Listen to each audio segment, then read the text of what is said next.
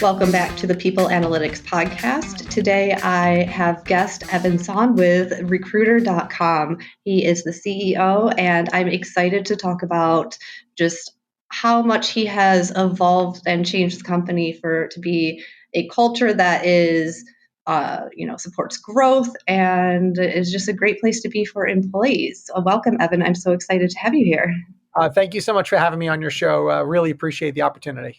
Yeah, so give me a little bit of background about your experience in the recruitment and HR space. So I always joke around. I am the newest person to the recruitment and HR space. I'm the CEO of a company called Recruiter.com, but everyone else in the company is far more experienced in actual talent acquisition than I am. I'm a technology guy, a platform guy. I've been involved in numerous different industries. Mobile, security, business intelligence, payments, and now talent acquisition. I got involved about 3 years ago, first as a consultant, and then I became chairman of the board in March of 2019, April 2019, and then I became CEO in June of 2020, right at the height of the pandemic. So pretty crazy. So that is a challenge. So what has the past, nearly 2 years been like for you? It has been a lot of fun. I think I was really looking to do something different, and this has certainly been there. Really letting me exploit a 30 plus year history of high growth companies, management, motivation, talent development, sales, product strategy.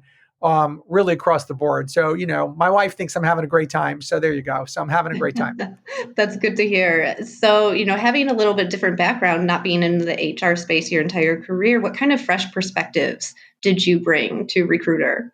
Yeah. So, I think that before I got here, I really assumed that recruiting was like real estate. And that was like the correlation between, all right, you need a real estate agent. Let's go get a recruiter. They both get paid on success. So it's probably the same thing. You want to buy a condo in Naples, Florida. You're not going to use a real estate agent in New Jersey. You're going to go use a real estate agent in Naples, Florida. And what I've really learned and become appreciative of is that those two things cannot be more different. For a variety of reasons, I think recruiting is far more like a lawyer than anything else. And, you might have an in-house counsel, but if you have an issue associated with a real estate transaction in California, you're not going to use your real estate agent or your real estate attorney in New Jersey to handle that. You're going to go get that right person at the right place at the right time. There's such a specialization in talent and recruiting, far, far more excessive than in real estate. And I think it really mirrors more like, I would say, the legal practice in that regard. And I think the notion of leveraging the right recruiter at the right place at the right time with the right skill set for the right duration, I think is something that's really going to reinvent the actual talent acquisition space. And we're having a great time doing it.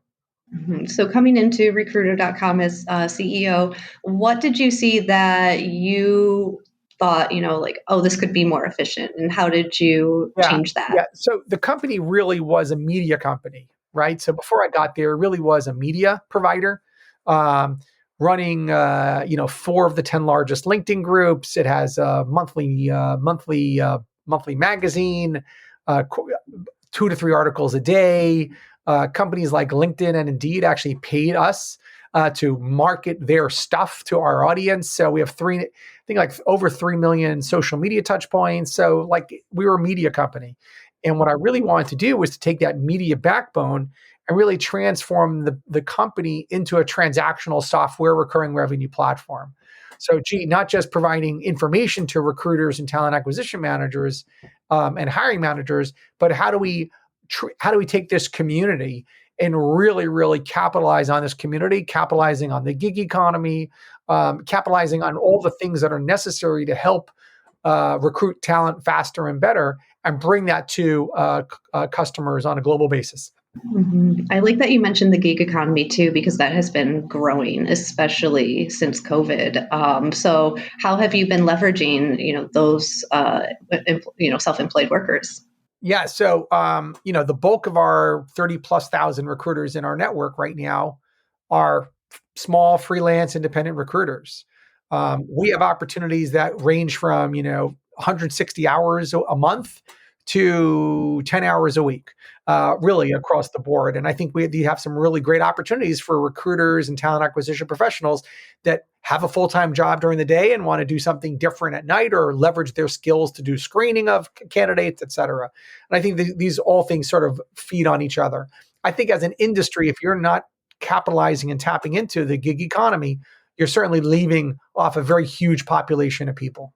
Absolutely. And I feel like, COVID again has really pushed people to decide, do I want to work for someone else or do I want to take control of my situation and manage that? So it's, really interesting, to see that shift. Going back to the changes that you made, what in terms of branding did you see? That you said you mentioned operates more like a lawyer. So in terms of branding, were there any changes that you had to make to present, how the brand itself?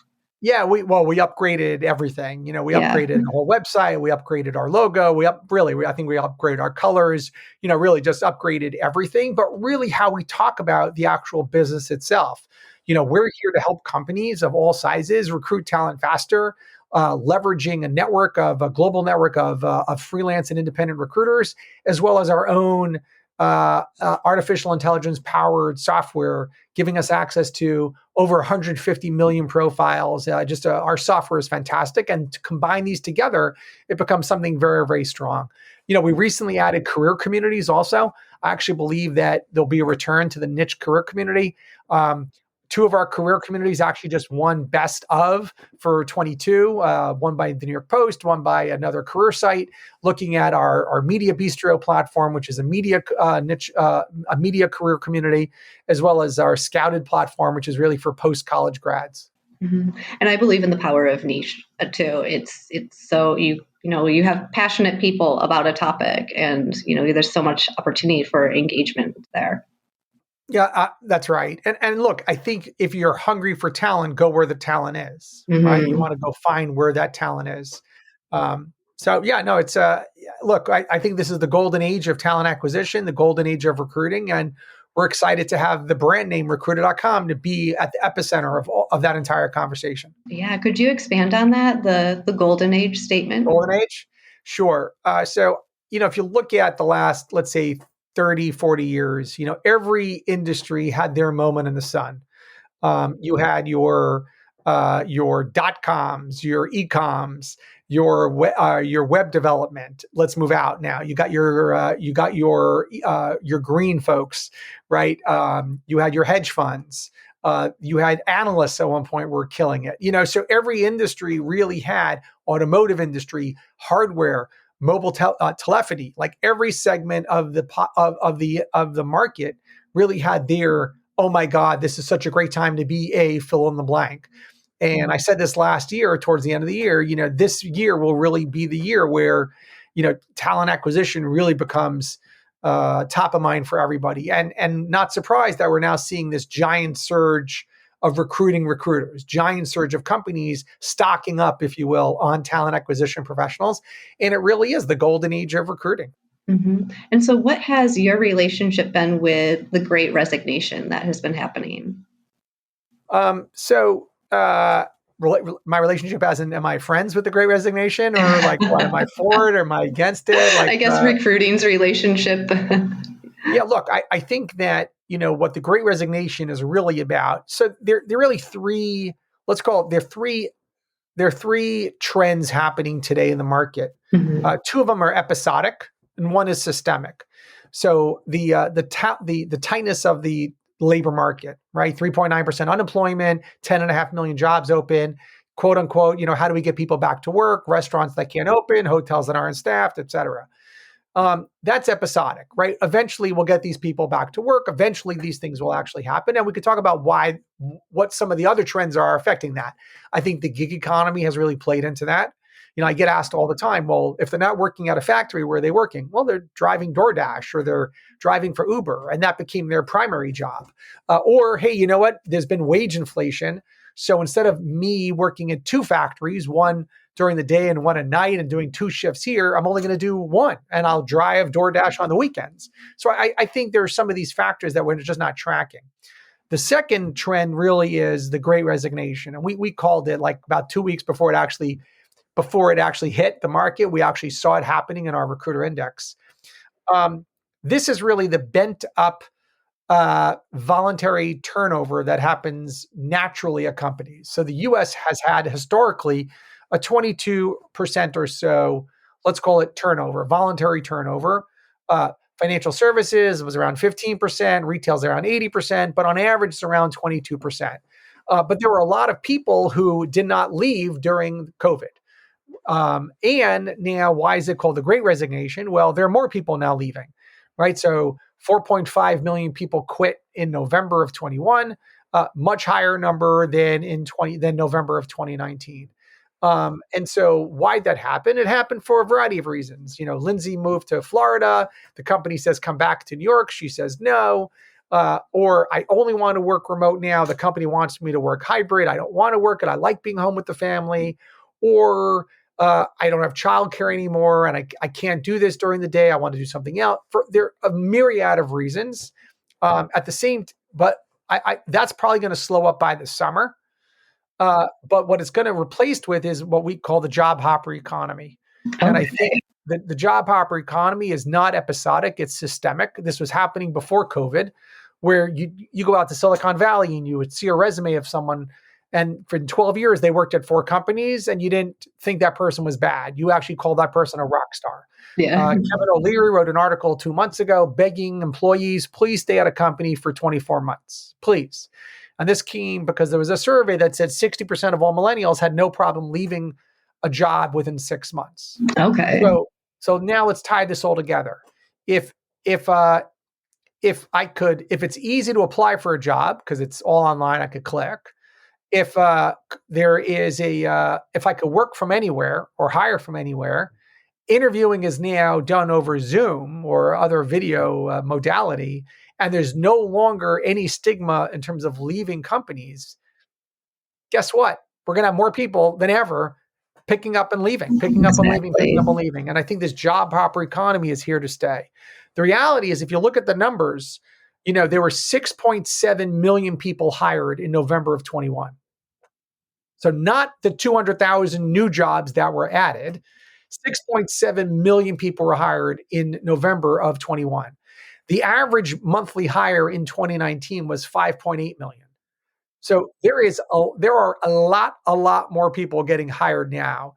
$3 billion more spent in November of 21 than November of 20 on hiring, just in hiring these people, in hiring people. So there is a lot of money that's going to be spent, a lot of money to be spent.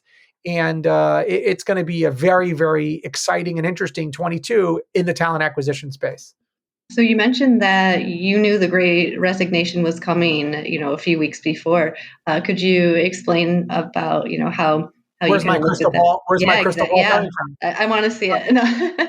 So in May of 20, we actually had this idea to survey our recruiters. We have all these recruiters. Let's go survey them and see their sentiment. Let's see what they're working on, use them as sort of the air traffic controllers of the candidate industry. So what industries are they working on? How are they feeling about the market? What are the priorities of the candidates? What sort of jobs are they looking at? Are these new jobs they're trying to fill or backfill roles? And we've been doing this every month. And I think all but 1 month, we were like dead on and really called like really interesting trends. And so the day we started tracking new jobs versus backfill. So a new job as in the company, this is a new role at the company, or a backfill, someone quit and I have to fill that role. And what we started to see when we first started tracking it was like 60-40 new versus backfill. And then it was like 55-45. And then 1 month it flipped. Wow. And I said, Okay, guys, this is, this is the Great Resignation is upon us. And I think 2 weeks later, they reported like 4.3 million people quit in August. I'm like, guys, there's the data. Like, what are you working on is going to tell you. And we saw industries come and go. It's actually been really fascinating. We saw wages. We talk about wages increasing. We're watching that really happen. Yeah, and it's been a great index for us, and I think for the market. So did you have to make any adjustments at recruiter.com, either positive, negative, Sure, to, all the time. Course yeah, correct all the time. Yeah, yeah. yeah, yeah. We were using this data like very, very early on. So really fascinating. One of the first things we noticed was, you would expect, okay, a lot of jobs in healthcare. That's easy, right? Everyone's getting sick in healthcare. But we saw mortgage jobs fly through the roof. Wow. So all of a sudden we're like, because everyone's now rates are low, everyone's moving, right? Because they're moving out of wherever to buy Yeah. something. So we really landed some very, very good clients in the mortgage space. So yeah, we've been really able to leverage this like pretty well. It's been exciting. And I love how, you use that data to kind of determine, and put piece things together too. Sure. And so how has that really informed your strategy? So when we started to see a huge surge in recruiters, meaning the demand for recruiters is now like the highest I think it's ever been, we actually launched full on products to help companies recruit recruiters on a full-time basis, not just on a gig basis. Hmm. And we've been doing, try buy programs and enterprise programs and really helping some of the largest companies in the recruiting and talent acquisition space recruit recruiters. Hmm. It's been great. It's been a lot of fun. And we never would have done that if we didn't actually see that data coming, right? We would have been too late. That's really awesome how you're able to jump ahead of that. So I also want to talk about if you've heard the hidden resignation as a new term floating around. The hidden resignation of employees feeling very burnt out during COVID, not wanting to do their work to its full extent, basically an underutilization, under engagement issue. Have you heard that? No, but it's certainly something to talk about, right? So what we saw is really the growth of work-life balance as a priority for candidates, right? So, I grew up in a world where there's no problem you couldn't solve with money. Now it's like, gee, guess what? Money is less important than it was 2 years ago. Work-life balance, new experiences, et cetera. And I think it's incumbent upon anyone in the talent acquisition and effectiveness space to really help their internal talent figure out how to do balance, how to do, work-life balance. When I hear about work-life balance and burnout, it's kind of weird, right? Because we're commuting less. So one would expect that I don't have to deal with those problems, right? I'm not spending 2 hours in a car. But the reality is that we've become connected, at all times a day. And I think that, we have to train ourselves and really help people recognize that we're slowly shifting away from a time-based society, right? We started, in a farm-based society. Whatever you had, whatever you grew, you made money on, and that we shifted to the assembly line, the factory, where hey, you clock in, you clock out, you clock in, you clock out. And I think that we're really morphing, hopefully, and doing more things that are more about what are you getting done, performance based delivery. And I come from a sales role where that was always part of it. If I didn't hit my number, it's not like I could say, well, I worked a lot of hours last week. And by the way, if I closed the deal, doesn't matter whether it took me 1 hour or 100 hours, who cares? Um, and by the way, going back to that legal, actually going back more like medicine, we pay doctors not by the hour, we pay them for the work that they're getting done. And I think we already have these things in society today. And hopefully that really changes it.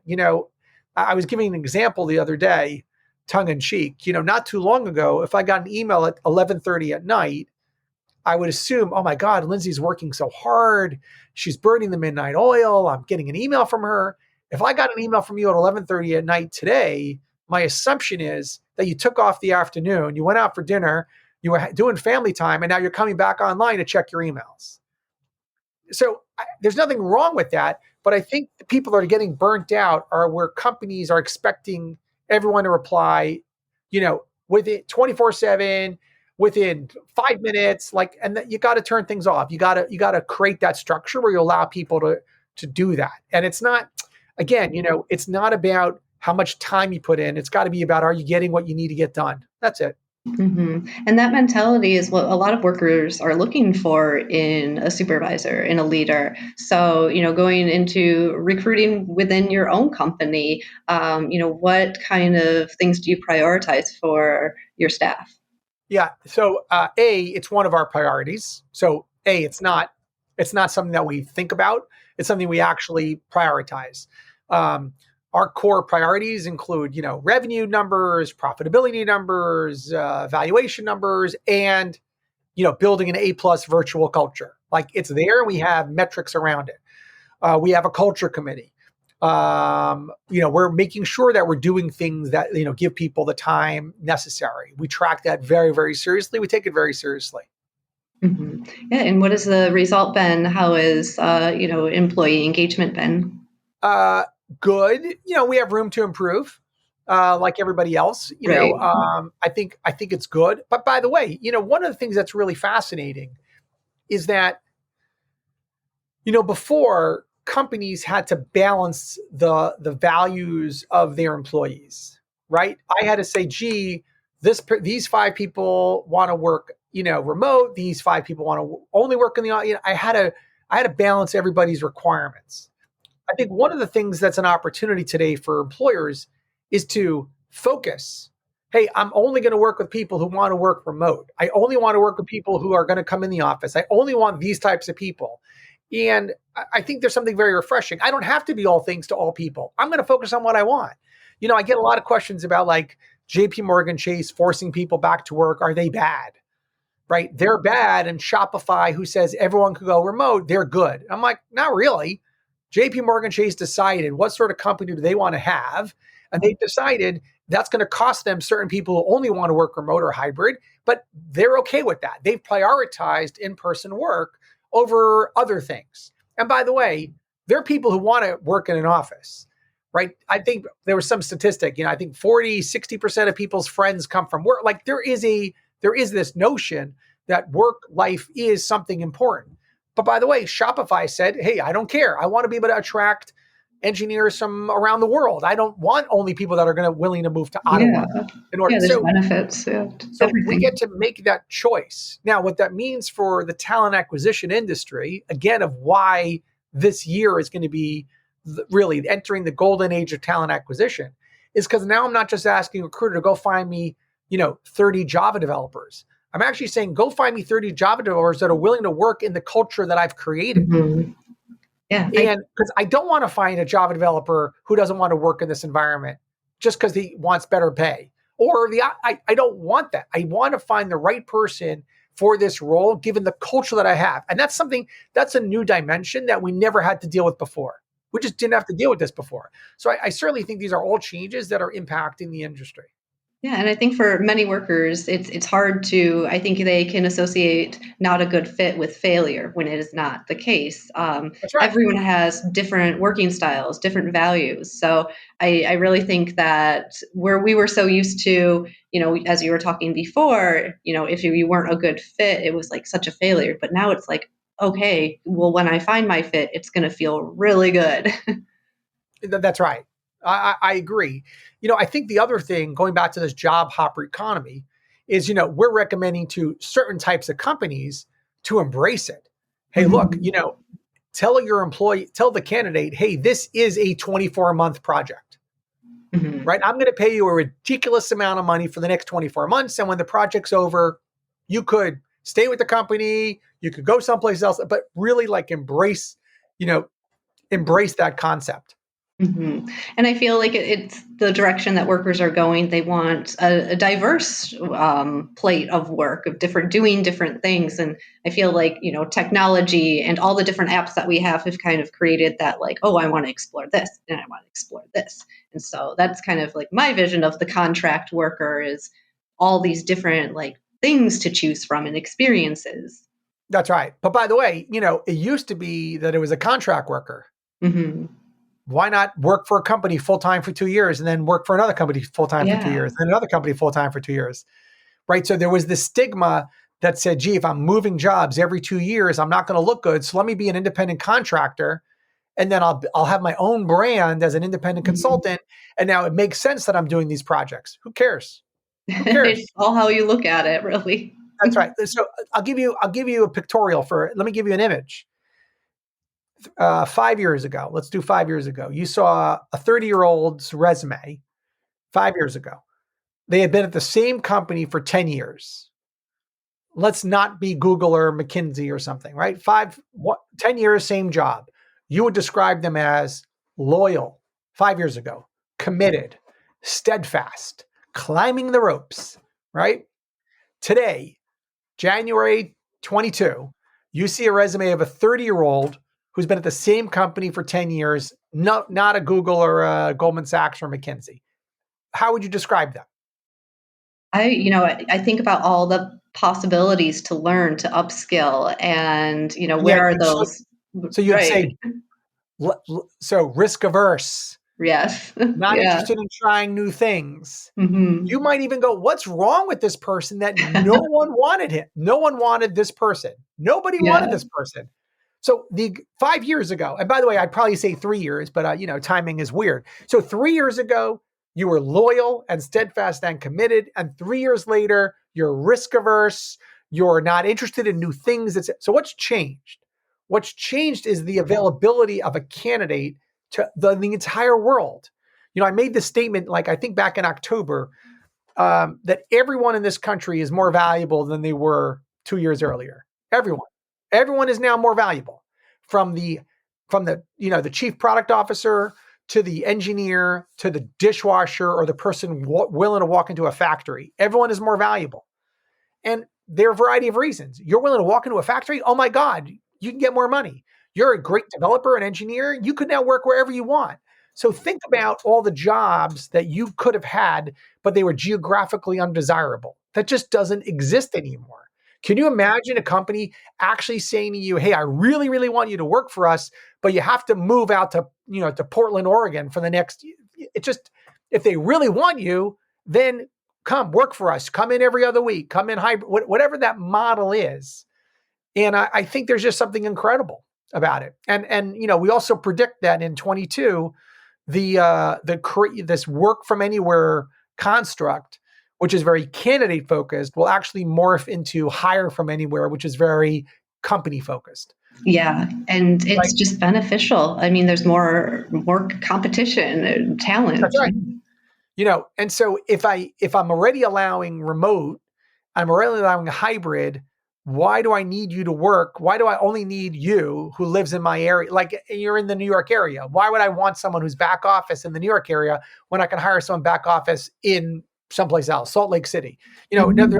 I have all these options now available. And by the way, why limit it to America, right? Exactly. I don't know where you are right now. It doesn't matter to me. It has That's no true. bearing on this conversation. You could be in Timbuktu and you could be across the street. We're still doing it through video. What's the Yeah, difference? that's what matters. Yeah, it's incredible how quickly the world changed, but also how slow it took to get to the point that we should have been at a while. Yeah, think about it. 3 years ago, we were talking about the efficacy of working remotely, Hmm. right? I don't know. I don't trust it. I don't allow it. All these other things. So look. There's the expression that COVID only expedited the things that are already happening anyway, and that's Yeah. why when I look at, like, going back, the talent shortage, the Great Resignation, those were episodic events, right? Hmm. The job hopper economy, this is systemic. This is absolutely systemic. Yeah. So, how do you create a culture that kind of, there's that job hopper aspect, but you also want to retain top talent too. So, how do you manage both at once? So what we're doing is we've gotten very, very proactive with everyone in the company. So, I don't want someone picking up the phone to figure out what their next step is. I want to tell them, here's what your next step is at the company, Okay. right? So here's your progression plan through the year. right? You stay with a year, here's what's going to happen in July. Here's what's going to and that's what we've done with just about everyone in the company. Yeah. And we've put in place, long-term, retention. We're putting in place all the things associated with it. We open the door for people to say, hey, if you want to do something else in the company, let us know. The other thing that we're doing is, and I'm going to be taking this more seriously in the next couple of months, is what I call the 80% job, right? In other words, creating roles that we expect it to be 80% of the time. So 4 day a week, however you want to dice it and slice it, right? So I'm building in the work-life balance that some people can't handle on their own, but I want to build that in.